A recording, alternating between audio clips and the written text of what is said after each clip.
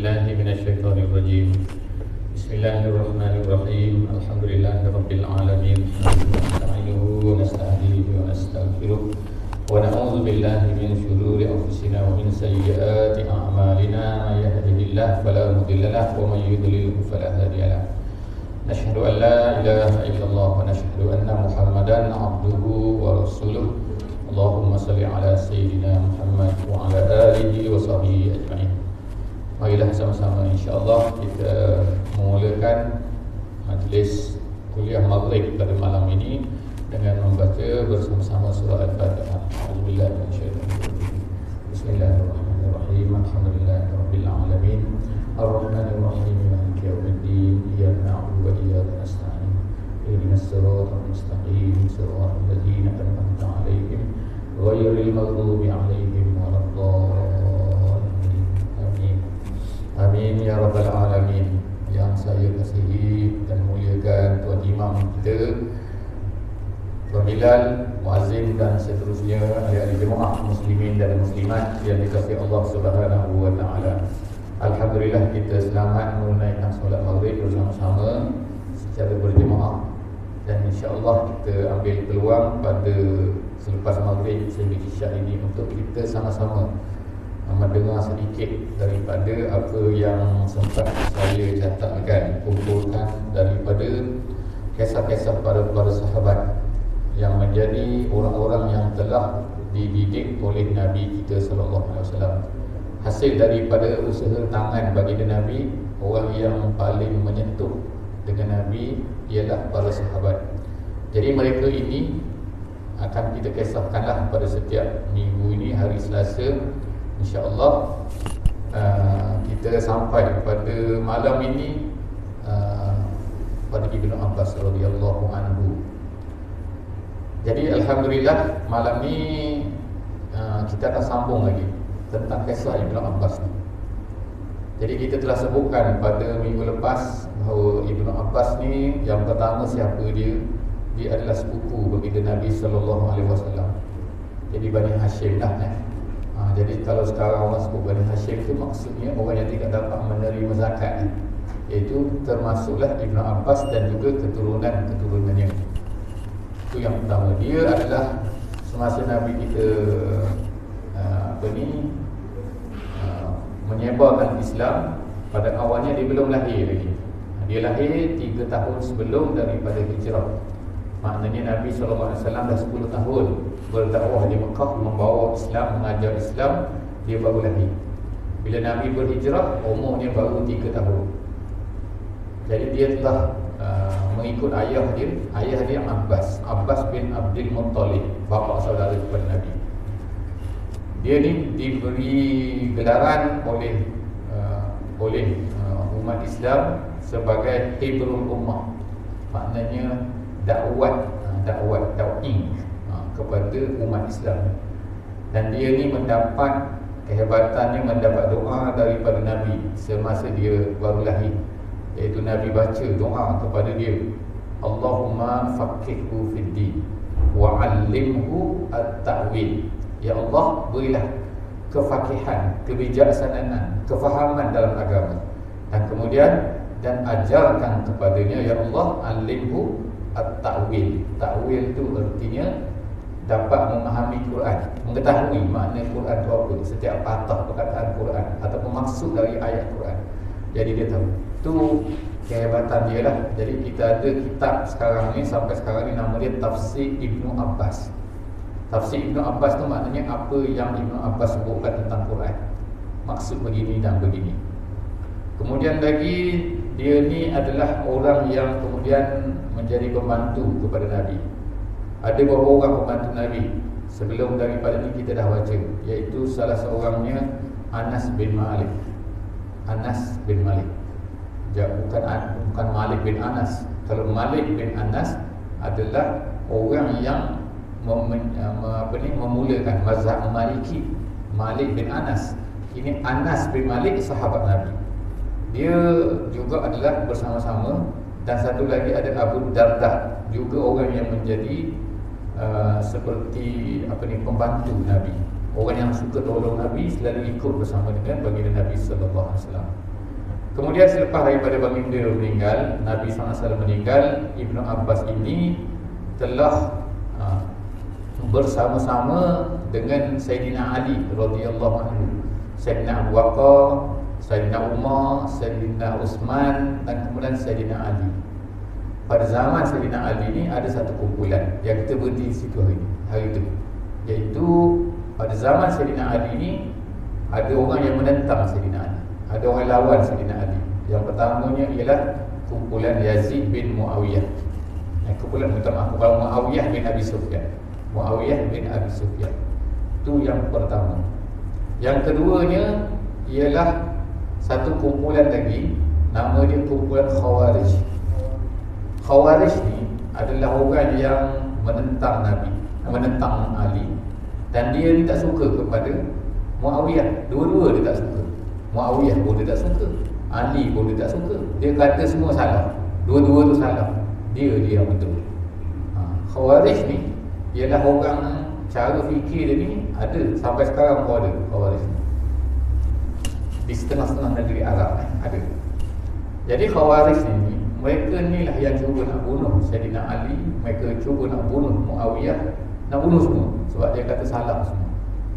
Jadi pada zaman itu, pada zaman Sayyidina Ali inilah Ibnu Abbas berkata kepada Sayyidina Ali, aku nak pergi jumpa Khawarij, aku nak pergi berdebat dengan dia. Kenapa dia kata macam ni, kenapa dia kata macam ni. Jadi pada zaman itu ada lebih kurang 24,000 orang, bukan sikit ni, kumpulan Khawarij ni. Bukan kumpulan kecil-kecil. Jadi Sayyidina Ali pergi, dia berdebat. Hari itu kita dah cerita dah perdebatan dia. Apa masalah awak ni, awak tak suka ni kenapa. Akhirnya kita dah cerita hari itu. Jadi insyaAllah lah boleh review lah pada cerita hari itu. Kisah yang terakhirnya hasil daripada perdebatan itu. Maka Sayyidina Abdullah Ibn Abbas ni berjaya menarik 20,000 orang. 20,000 orang ikut semula kepada Sayyidina Ali. Sepatutnya pada zaman itu Sayyidina Ali lah yang jadi khalifah. Sayyidina Ali ni akhir zaman Sayyidina Ali. Lepas tu tinggallah lagi 4,000 yang masih degil nak jadi Khawarij juga. Dia tak kata dia nak jadi Khawarij, tapi memang dia tu Khawarij lah.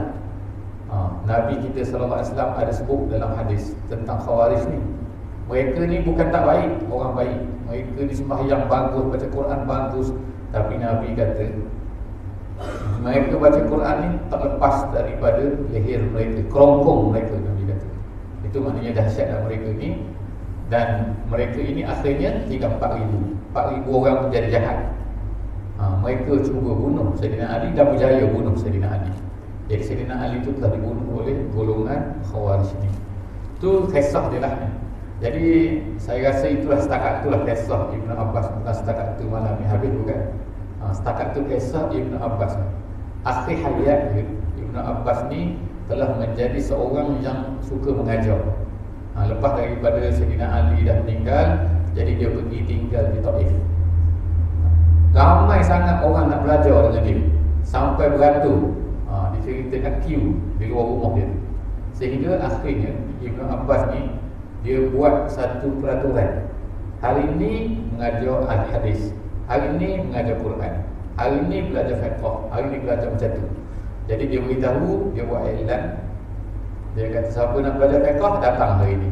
Jadi akhirnya barulah orang tu bergila-gila. Kalau tak orang tu ramai sangat ni, ke mana-mana pergi pun dipenuhi orang anak murid kepada Ibnu Abbas. Sehinggalah dia meninggal di Taif. Jadi kubur dia ada sekarang ni di Taif, di tengah jalan di antara Mekah dan juga Taif. Bagi orang yang pergi ke Taif, mungkin biasalah mungkin ziarah akan berhenti di kubur Ibnu Abbas ni. Itu cerita Ibnu Abbas lah. Jadi insya-Allah pada malam ni kita akan beralih kepada seorang sahabat yang lain pula. Sahabat kita pada malam ni adalah seorang Badui. Jadi orang Badui ni sebenarnya dalam kelompok orang Arab ni dia terbahagi kepada dua. Ada orang bandar, ada orang Badui. Orang bandar ni orang yang tinggal di Mekah, tinggal di Madinah, tinggal di Taif, maknanya bandar-bandar besar. Tapi ada juga di kalangan orang-orang Arab ni pada masa tu yang tinggal di padang-padang pasir. Jadi salah satu daripada kumpulan yang tinggal di padang pasir ini, nama dia Bani Muzainah, nama dia Bani Muzainah. InsyaAllah pada hari ini pun masih ada lagi kampung dia, Kampung Muzainah, di tengah-tengah padang pasir, di antara Mekah dan juga Madinah. Boleh search lah dalam Google, Kampung Muzainah. Di kampung celah-celah bukit tu ada satu kampung. Jadi kampung itulah di mana dulunya Bani Muzainah ni tinggal. Orang daripada Bani Muzainah ini dipanggil sebagai Al-Muzani, gitu, Al-Muzani. Jadi kalau orang Arab tu nama belakang tu kita tengok Al tu, biasanya ialah kabilah ni. Kabilah Al-Muzani makna daripada kabilah Muzainah. Jadi dia ni orang Badui. Orang Badui ni masyhur sifat dia ialah kasar. Dia ni kalau datang berjumpa Nabi, dia tak kisah, dia tak ada adab sikit. Itu style orang Badui. Disebutkan dalam hadis-hadisnya, iaitu mereka ni datang bertanya macam itulah. Dia orang panggil tak tahu, bongos. Tak tahu kan. Macam itulah lebih kurang dia. Ada jumpa dalam hadis-hadis Nabi. Dia tak kisah dia kan. Orang kata apa pun dia akan ni. Jadi dalam Al-Quran Allah Subhanahu Wa Taala sebutkan tentang orang Badui dan juga bukan Badui. Ini istimewa dalam Al-Quran. Orang Badui dipanggil Al-A'raf, dipanggil Al-A'raf. A'raf ni maknanya orang Badui. Ada 10 tempat dalam Quran sebut tentang orang Badui. 10 tempat. Semua 10 tempat dalam Quran ni yang cerita tentang orang Badui ni adalah cerita tak elok. Cerita tak elok maksudnya Allah Ta'ala marah kepada orang Badui. Orang Badui macam ni, orang Badui perangai macam ni. Orang Badui ni perangai dia ialah, dia kata dalam Quran sebut ialah satunya kedekut, satunya tak boleh nak bantu Nabi, susah nak bantu Nabi. Satunya kalau Nabi datang minta gini-gini, dia akan kata gini-gini. Dia susah, perangai dia susah sikit. Jadi ada 9 ayat. Semua ada 10 ayat. 9 ayat cerita tentang perangai tak elok orang Badui, dan Allah Ta'ala marah kepada orang Badui. Kemudian hanya satu ayat sahaja yang cerita elok tentang orang Badui yang Allah Ta'ala puji, iaitu dalam surah At-Taubah ayat yang ke-99. Tu dia satu tempat yang Allah Ta'ala puji orang Badui, iaitu Allah Ta'ala berfirman, a'udzubillahi minasyaitonirrajim, wa minal a'rabi man yu'minu billahi wal yawmil akhir wa yattakhidhu ma yunfiqu qurbatin indallah wa salawatir rasul ala innaha qurbatul lahum sayadkhuluhumullahu fi rahmatih innallaha ghafurur rahim. Itu ayat dia, ayat cerita tentang puji orang Badui. Jadi ayat ini memuji satu kumpulan orang Badui. Orang Badui mana yang dipuji ni? Orang Badui ini ialah Bani Muzainah yang kita nak cerita pada malam ini. Jadi orang Muzainah ni, Bani Muzainah ni, dia tinggal di antara Mekah dan Madinah. Bila orang masuk Islam di Mekah, dia dengar je. Bila Nabi kita dah 13 tahun habis di Mekah dah, kemudian Nabi kita berpindah ke Madinah, Mazib Bani Muzainah ni belum masuk Islam. Dia hanya dengar saja. Oh, dia kata ramai orang mengikut Muhammad. Bila Nabi pergi Madinah, akhir sekali ketua dia pada masa itu bernama Nu'man. Nu'man Ibnu Mukrim Al-Muzani. Dia pun berkata, dia kata, orang semua pergi dah kepada Muhammad ni, kita ni tak pergi, kita je yang lambat, dia kata. Pada masa tu dia ada lebih kurang 400 lebih orang dia. Dia dengan tentera-tentera dia lah, dengan perempuan dan segala-galanya keluarga dia. Akhirnya dia pun kata, kita ni tak jadi lambat-lambat ni. Maknanya kita dah baca hari tu ada hadis yang menceritakan lambat-lambat ni takut mati dulu. Kita tangguh-tangguh nak buat kebaikan, takut mati. Jadi dia pun macam tu juga, tiba-tiba dia terfikir. Dia kata kalau macam ni, dia kata esok aku akan pergi jumpa Muhammad. Siapa nak ikut aku? Dia berkata kepada kabilah dia. Jadi akhirnya kabilah dia kata, okey, semua kita pergi. Semua nak pergi. Dia pula naik lagi risau. Habis tu kita nak pergi, nak jumpa macam mana? Berapa ramai dia? 400 lebih. Nak pergi jumpa Nabi. Jadi akhirnya, tapi semua nak pergi. Jangan pergi, nak pergi juga. Semua nak pergi, tak apalah, semua pergi. Akhirnya semua pergi berjumpa dengan Nabi SAW. Pertama kali dalam sejarah Nabi ni, bila Nabi sampai ke Madinah, tiba-tiba satu kabilah ni datang berjumpa dengan Nabi SAW. Sehinggalah bila mereka datang berjumpa dengan Nabi, mereka semua masuk Islam. Nabi SAW pun berkata satu hadis yang masyhur. Nabi kata, innalil imani buyut walin nifaqi buyut wa inna baita bani mukrin min buyutil iman. Nabi kata iman ni ada tempat dia. Begitu juga munafik ni ada tempat dia. Maksudnya orang munafik ni dia akan berkumpul lah tempat-tempat dia. Dia sukalah tempat-tempat dia. Macam kita juga nak kan biasalah kan, orang suka-suka ni dia akan pergi sini. Orang suka clubbing, dia pergi clubbing. Orang suka ni, dia pergi sini. Ada tempat ni. Orang suka main dam, main dam lah, tak ada dah sini. Tempat saya lah main dam tu. Dia pergi lah kumpul atas tempat main dam tu. Satu hari tak balik-balik. Macam-macam. Orang suka duduk kedai mamak Masih ni tak ada kedai mamak, semua tak ada sini. Jadi macam tu Nabi SAW kata, iman macam tu juga iman. Di mana iman berada? Iman ni berada di Madinah. Ada satu hadis Nabi SAW kata, kafir ni, kekufuran akan keluar daripada Madinah sebagaimana keluarnya ular macam ular tu keluar daripada tempat dia tak suka. Tempat panas, tempat apa dia lari. Dia boring tu dia lagi. Itu macam tu dia kata iman. Nabi kata iman ni, al-iman dan juga al-nifaq, dia akan ada tempat dia, tempat bersarang dia. Nabi SAW kata sesungguhnya rumah, iaitu kampung Bani Mukrim, iaitu yang tadi Muzainah tadi itu, min buyutil iman, termasuk dalam rumah-rumah iman. Kenapa rumah-rumah iman? Sebab pelik tak berlaku dalam sejarah Nabi kita SAW. Satu kabilah semua sekali masuk Islam on the spot. Tu pelik dia sikit. Jadi kedua dia ni, Nabi SAW ucap tahniah kepada dia, iaitu Nu'man bin Mukrin al-Muzani. Selepas daripada tu, bila dia masuk Islam ni, dia tinggal di Madinah. Dia tak lari. Sehinggalah diceritakan, sehinggalah lepas daripada tu, dia kata dia mengikut Nabi SAW dalam semua peperangan. Dan dia mengikut Nabi SAW dalam semua peperangan bersama dengan Abu Bakar. Selepas daripada Abu Bakar, datang Sayyidina Umar. Kalau kita tahu dalam sejarah ni, Sayyidina Abu Bakar ni dia tak sempat nak berperang, tak sempat nak ni, kecuali dengan orang-orang munafik, dengan orang-orang yang murtad dan orang tak nak bayar zakat.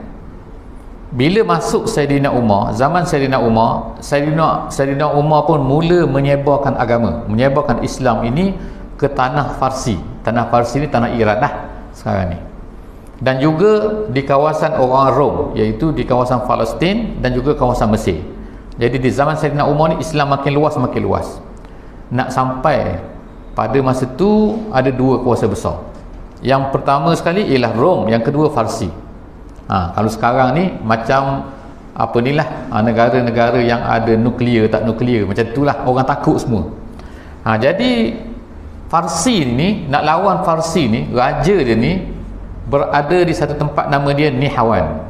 Nihawan sekarang ni ada, dalam peta pun ada, kita boleh tengok dekat dengan Tehran.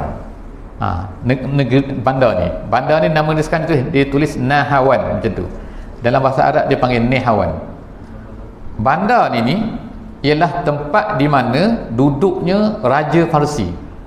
Nama dia Yazdajir, nama dia raja tu. Orang bawah dia ada lagi, orang bawah dia, ketua tentera dia nama Rustum. Jadi yang atas sekali tu Raja Farsi, nama dia Yazdajir. Jadi yang bawah nama dia ialah Rustum.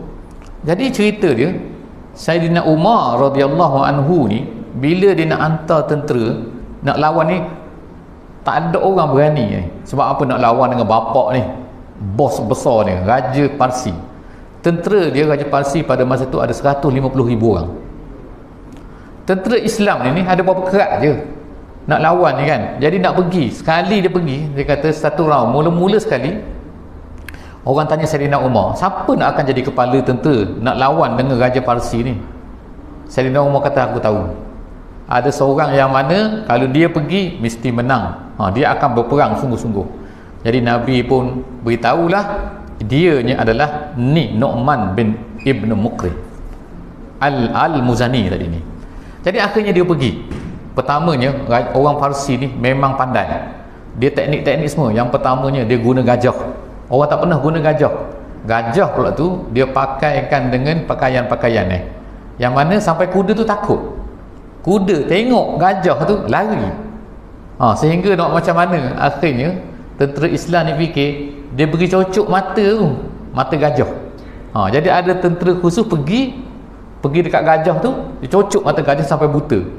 Jadi jangan tanyalah boleh ke tak mata gajah ni cocok dan sebagainya kan. Itu cerita lain. Ni masalah perang ni, masalah perang. Sebab kalau tak buat macam tu, kalah. Kuda orang Islam ni takut semua nak pergi lawan dengan, nak pergi jumpa dengan gajah tu. Jadi akhirnya gajah bila dah buta, dia pun mengamuk. Dia sakit, dia mengamuk habis. Tentera-tentera Farsi ni litampukan habis. Kalah satu round. Round yang kedua, dia buat macam mana? Tentera Farsi ni dia taburkan besi. Dia tabur besi, dia macam sekarang ni kalau kita kata macam apa tu, macam orang panggil apa ni, apa ni, orang tanam tu dalam tanah tu, orang panggil apa dah benda tu periuk api. Periuk api orang panggil bahasa Melayu. Maknanya kalau pergi pijak meletup. Orang zaman dulu tu, pada masa tu orang Farsi ni dia tabur besi tajam atas tanah tu. Jadi bila pergi ni Nu'man Ibn Muqrin ni nak pergi, nak masuk tu, kuda tak nak masuk. Tengok-tengok apa, semua kaki kuda luka lah, sebab kena besi tu. Jadi dia fikir pula macam mana nak buat ni kan. Nak buat akhirnya dia fikir-fikir, dia buat berpura-pura kalah dan lari. Bila dah lari tu tentera Farsi pun datang, dia nak kejar lah. Bila nak kejar, dia sendiri bersihkan tu, bersihkan periuk api tu lah. Bila dia bersihkan periuk api, barulah tentera Islam masuk semula, barulah pergi. Jadi akhirnya berlakulah satu peperangan yang besar yang mengalahkan tentera Farsi pada masa itu, iaitu peperangan tu nama dia peperangan Nihawan, yang berlaku pada tahun 21 Hijriah. Dan akhirnya dalam peperangan itu Raja Farsi tu mati. Raja Farsi tu dikalahkan dan Islam dapat menawanlah, jatuhlah kerajaan Farsi. Kerajaan Farsi ni kerajaan besar, besar dan lama. Lama dia ialah masa dia 416 tahun. Maknanya tua kerajaan tu. Kerajaan mana? Kerajaan Farsi tu. Tapi akhirnya kalah dengan Islam. Dan yang mengalahkan tu ialah yang tadi, sahabat tadi bernama Nu'man Ibn Muqrin Al-Muzani. Apa jadi dia dalam peperangan ni? Dia sendiri mati. Dia syahid. Dia syahid, tapi orang Islam dapat kalahkan Farsi tu, dan akhirnya Farsi jatuh ke tangan Islam tu. Itu sahabat nombor 2 lah. Kita pada malam ni kita masuk pula sahabat nombor 3. Banyak orang ni, 3 sekaligus, sebab kita ada berapa puluh ribu sahabat nak berhabis. Jadi insya-Allah kita tengok malam ni kisah yang seterusnya, iaitu kisah Suhaib bin Sinan nama dia. Suhaib bin Sinan Ar-Rumi. Biasanya orang akan sebutlah, kalau bila orang sebut orang Islam ni zaman Nabi tu ada pelbagai-bagai kabilah, pelbagai-bagai bangsa, pelbagai-bagai apa. Biasanya orang sebut Nabi orang Arab, tapi ada sahabat daripada Afrika nama dia Bilal. Ada sahabat pula daripada Rom nama dia Suhaib. Jadi Suhaib ni orang sebutlah sebab apa, dia ni wakil kepada macam orang putih. Ar-Rum ni maknanya orang putih kalau zaman tu. Sebab zaman tu tak ada lagi London ke England, Jerman, Perancis ke Sweden ke, tak ada mana masa tu. Yang adanya ialah yang paling hebat sekali Rom lah.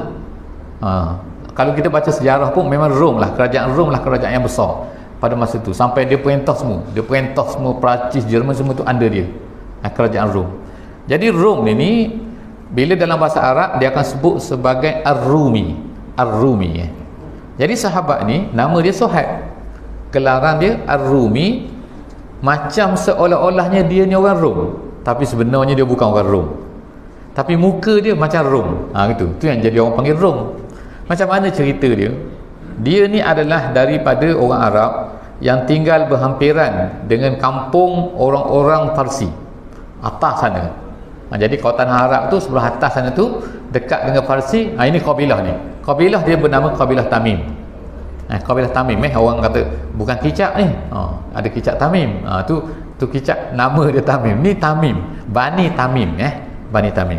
Jadi Bani Tamim tu satu kabilah Arab, dan daripada sinilah asalnya Suhaib bin Sinan ni. Ayah dia bernama Sinan. Ayah dia ketua kepada kabilah. Jadi satu hari mak dia ni bawa anak dia masa tu umur 5 tahun. Anak dia ni, Suhaib ni pergi bermain-main, melawat lah. Tak tahulah melawat mana kan. Pergi main sungai ke main apa tak tahu. Masa tempat tu ada sungai tempat dia ni. Tiba-tiba diserang oleh orang-orang Rom. Tentera Rom datang serang, bunuh semua yang boleh dibunuh, harta kena rampas.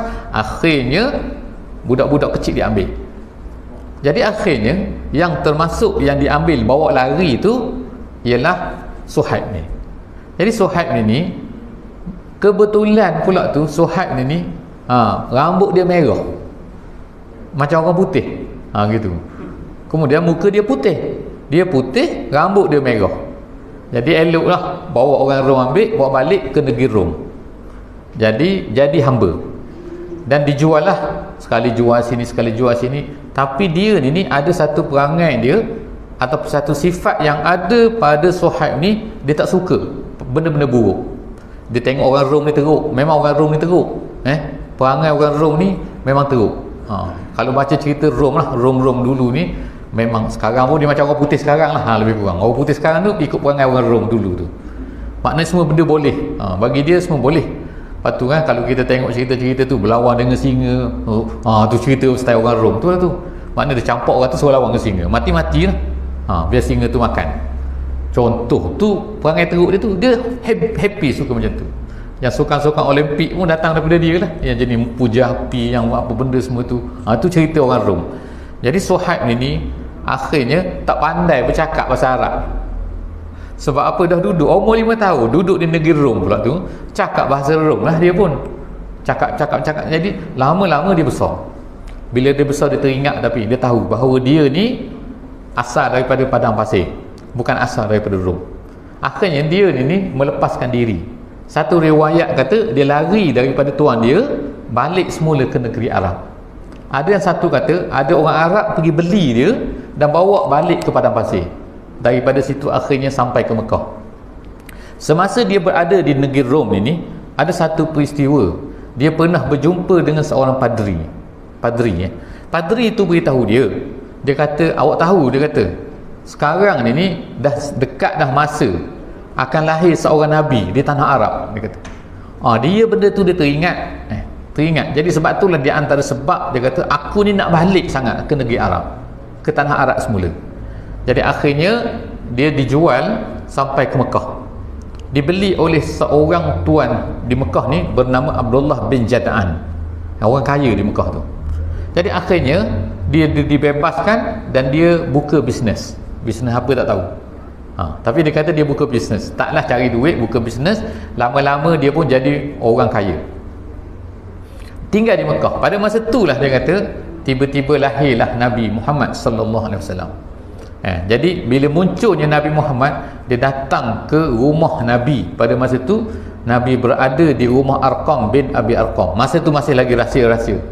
Dan dia pun masuk Islam bersama-sama dengan seorang yang bernama Ammar bin Yasir. Itu masyhur, Ammar bin Yasir, seorang sahabat. Jadi lepas daripada tu, bila orang Mekah ni tahu dia ni tak ada saudara mara.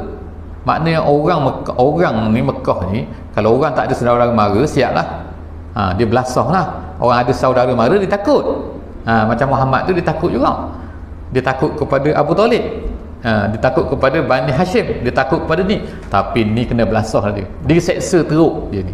Siapa dia ni? Bisnes juga kena seksa juga. Itulah cerita dia sehinggalah habis 13 tahun. 13 tahun Nabi kita tu berada di Mekah. Lalu Nabi SAW pun nak berpindahlah ke Madinah. Sahabat semua berpindah ke Madinah. Dia ni tak boleh nak pindah, tak boleh nak hijrah, sebab dia kata orang Quraisy duduk mengintai aku. Dia duduk jaga dia ni. Dalam kisah dia ceritanya, sehingga dia macam-macam buat gaya lah. Dia nak pergi buang air pun orang ikut dia. Nak cerita susahnya dia ni. Tak, macam mana aku nak berhijrah?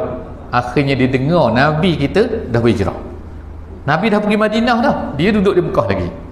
Dia ceritakan di antara dia ni ialah orang yang terakhir sekali berhijrah. Dia kata, siapa kalau ikut dalam ceritanya, dalam sejarahnya, ialah antara orang yang terakhir juga ialah Sayyidina Ali.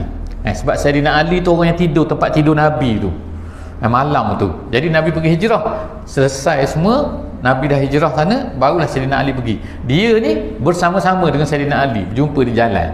Gitu. Dia pergi hijrah seorang-seorang. Jadi cerita dia nak berhijrah, dia bawa anak panah dia buat tu, dia tunggu orang yang jaga dia tu tidur.